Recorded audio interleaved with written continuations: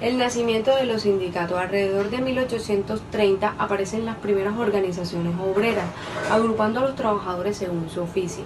En Inglaterra tomaron nombre de Trades Unions, literalmente unión de los oficios, o simplemente unión.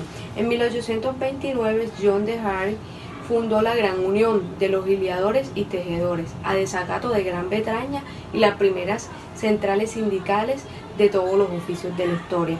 La Asociación Nacional para la Protección del Trabajo agrupa 150 sindicatos con más de 100.000 miembros.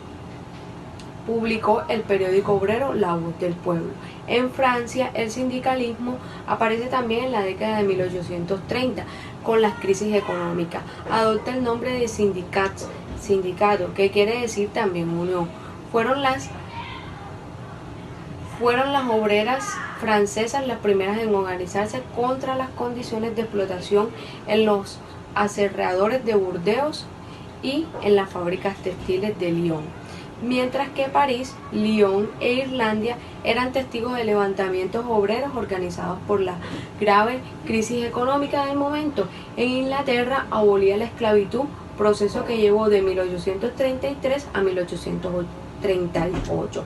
En junio de 1836, la Asociación de Trabajadores de Inglaterra elaboró la Carta del Pueblo. Exigió el voto universal y secreto. Se le conoció como Caritas.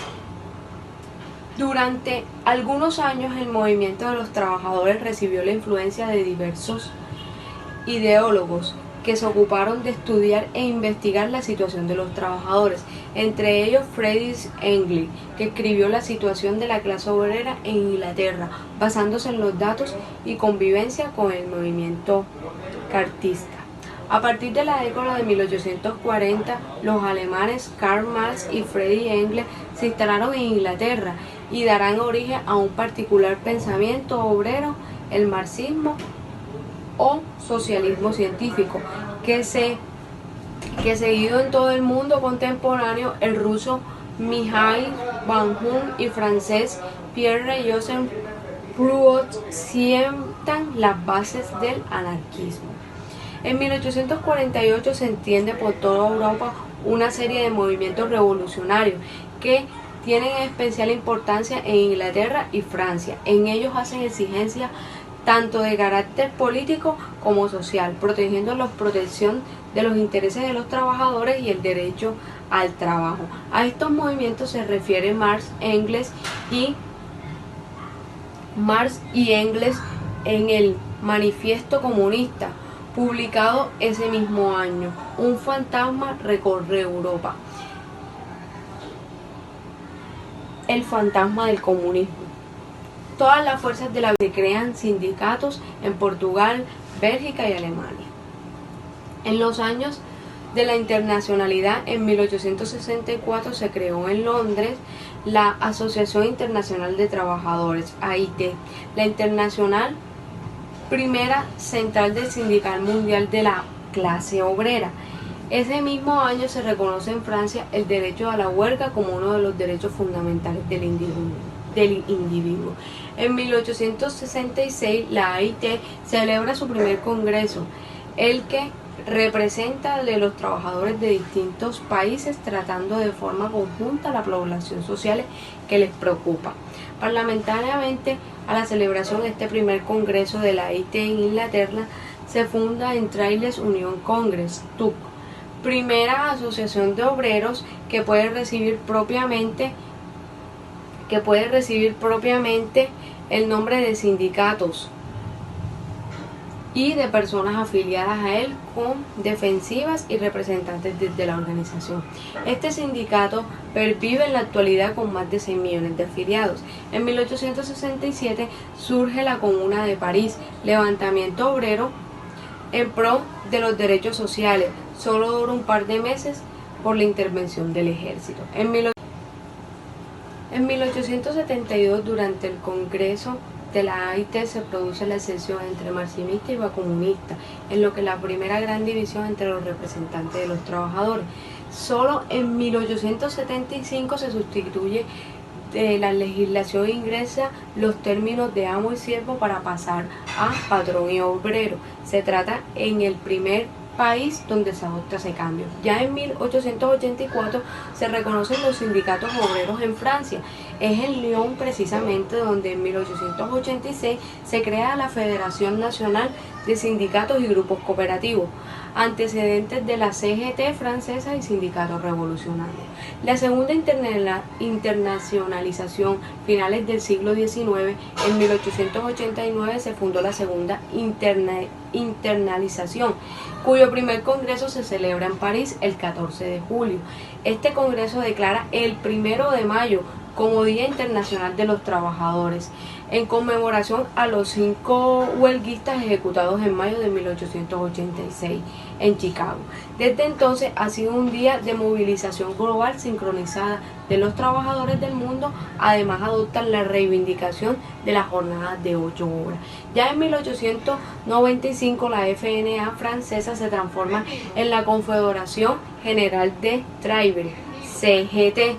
Ya en 1889, en la medida en que se fue conquistando el voto universal y el secreto y la posibilidad de que representen de los trabajadores y los partidos obreros accedieran a los parlamentos e incluso obtener el triunfo electoral en un país, el movimiento obrero toma una característica nacional. En este sentido, la clase obrera de cada país tiene su propia historia sindical.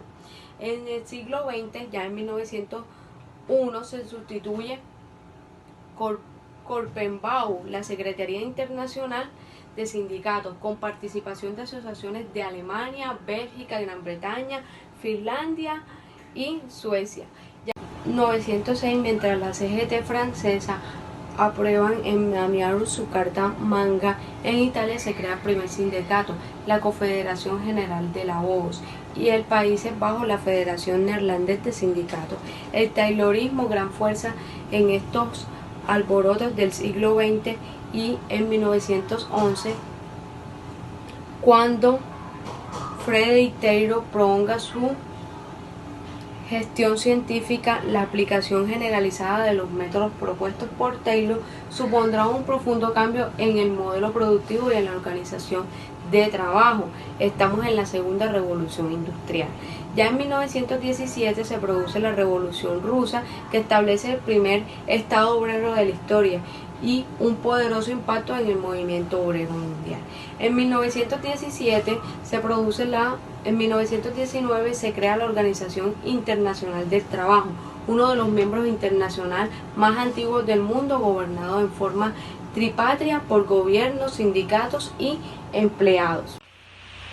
Bueno, el derecho de asociación establece que el artículo 353 del Código Sustantivo del Trabajo, de acuerdo con el artículo 39 de la Constitución Política, los empleadores y los trabajadores tienen el derecho de asociarse libremente en defensa de sus intereses, formando asociaciones profesionales o sindicatos, y estos poseen el derecho de unirse o formándose con ellos.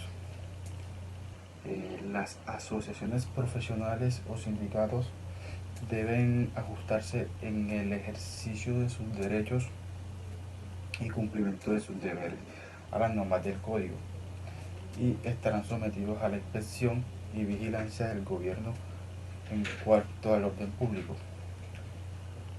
Los trabajadores y los empleadores sin autorización previa tienen el derecho de constituir las organizaciones que estimen convenientes, así como de afiliarse a estas con la sola condición de observar los estatutos de la misma. La clasificación de los sindicatos, de acuerdo con el artículo 356 del Estatuto Laboral, los sindicatos se clasifican en 4. Serían de empresa, de industria, de oficios varios y gremiales. De empresas están formados por individuos de varias profesiones, oficios o especialidades que prestan sus servicios en una misma empresa, establecimiento o institución. De industria, formados por los individuos que la condición de observar los estatutos de la misma.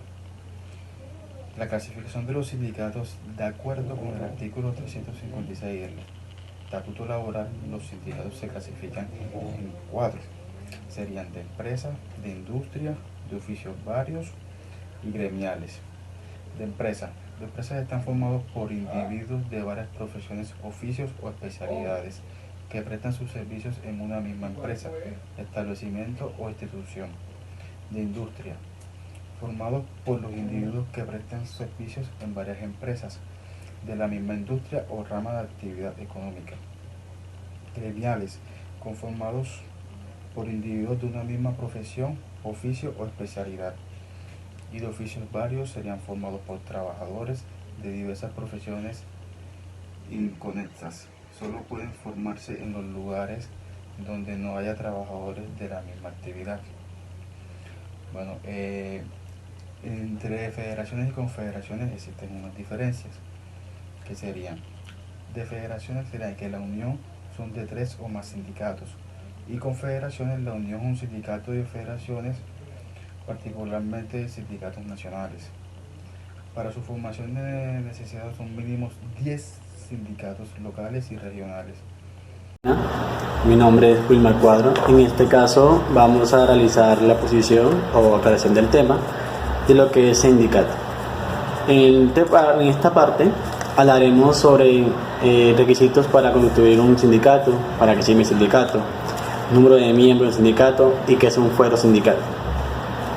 Dando inicio, expongo que un sindicato es una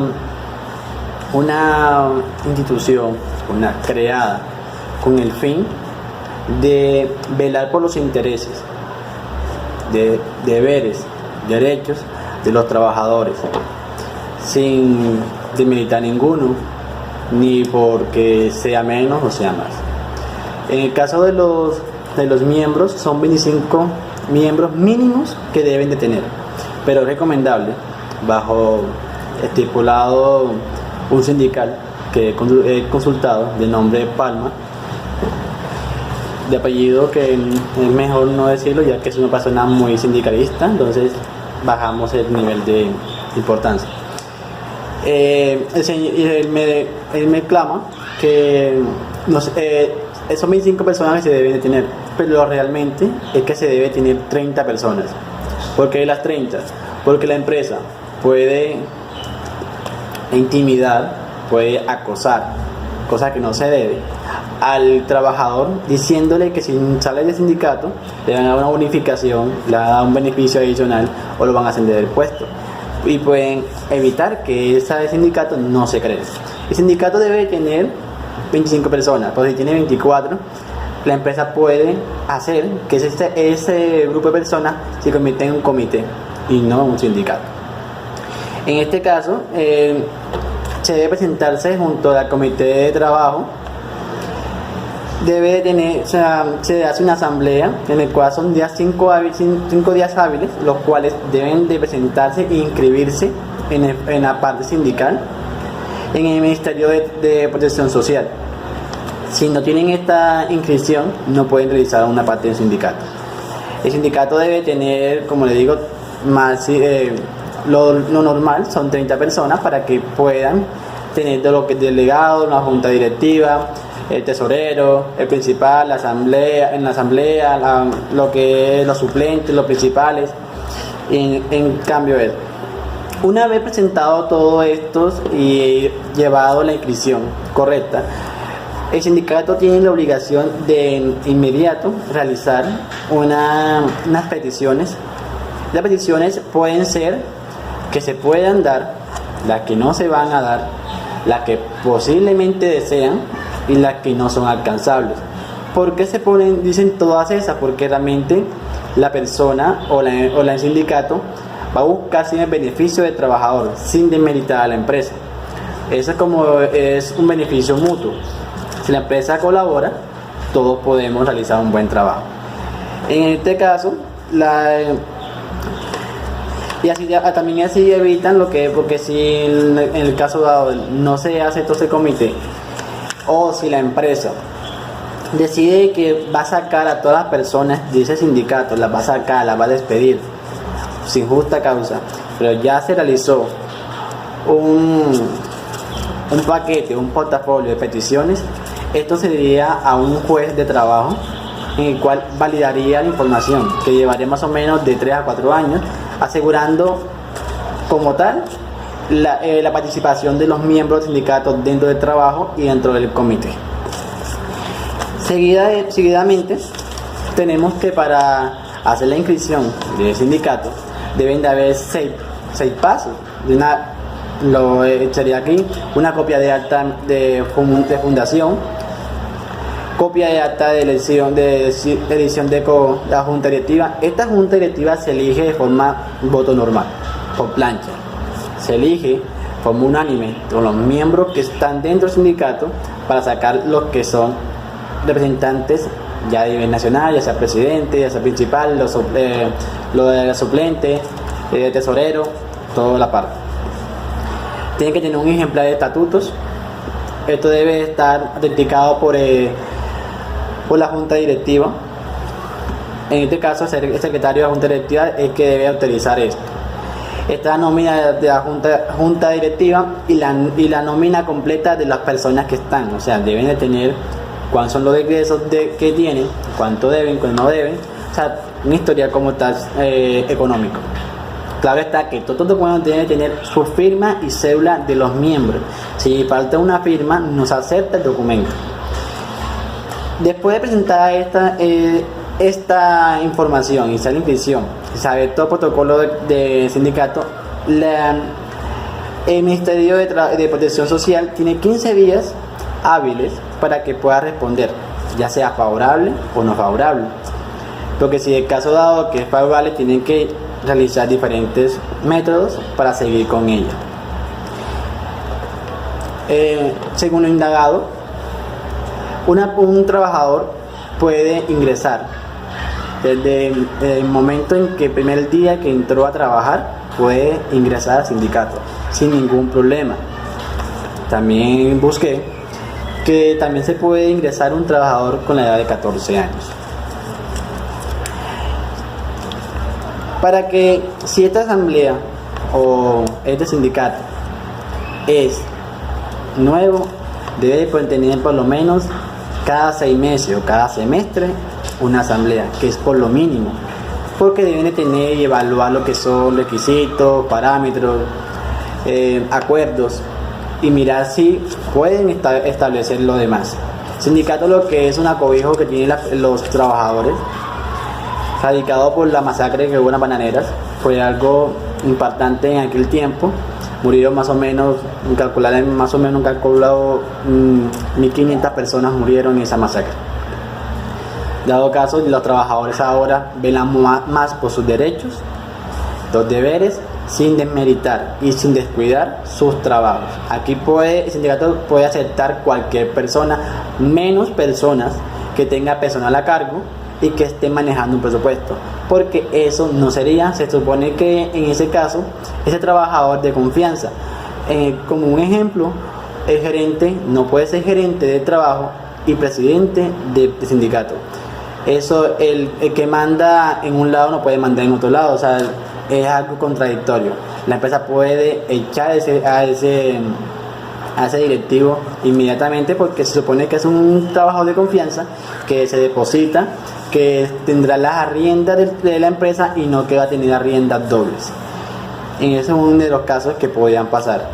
Ejemplo, también tenemos a personas que los echan sin justa causa, y allí es donde entra lo que es el fuero sindical. El fuero sindical es una garantía que tiene el trabajador por si se es despedido, trasladado, enviado a otro lugar que no es el adecuado, a otra sede de la empresa, solamente por algún X motivo, razón.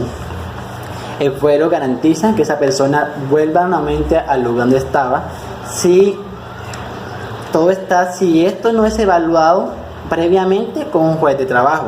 Si no lo es, la empresa tiene que pagar una indemnización, o sea, tiene que pagar una multa en la cual tiene que pagar daño y perjuicio al trabajador por hacer una discriminación directa.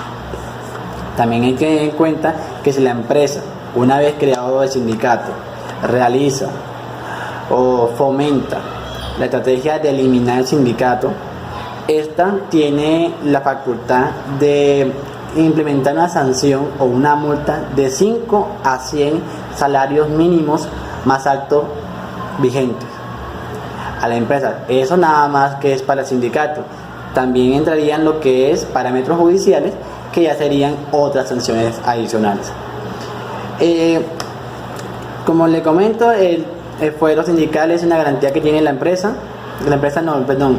que tiene las personas afiliados a este sindicato. Permite aseguran que el puesto sea de la persona y que la persona no. Hay un ejemplo claro que cito a la persona que me comentó, que el señor Palma, me dice que el caso más crítico que puede haber es que la persona sea despedida formalmente por un robo dentro de la empresa. El fuero, a pesar de que robó y haya evidencia, pelean por la permanencia de la persona o que se le haga una debida liquidación de la misma. Todo esto es previamente consultado por un juez de trabajo. El juez de trabajo decide si o no la persona puede darle sus atributos, ya sea de dinero o reingreso a la empresa, o solamente lo despiden. Solamente el juez. La empresa no puede echar de manera inmediata cuando está en un sindicato, porque fueron a cobijar a todas esas personas pese a las fallas o penalizaciones que cometieron durante su trabajo. Aquí tenemos que también entender que los ingenieros que no tengan personal a cargo, que sean ordinarios, no administrativos, pueden ingresar a este sindicato, pero no pueden estar personas administrativas, como bien dicho, que tengan personal a cargo y que también estén administrando un presupuesto, porque eso sería una moral doble, entonces no es lo justo.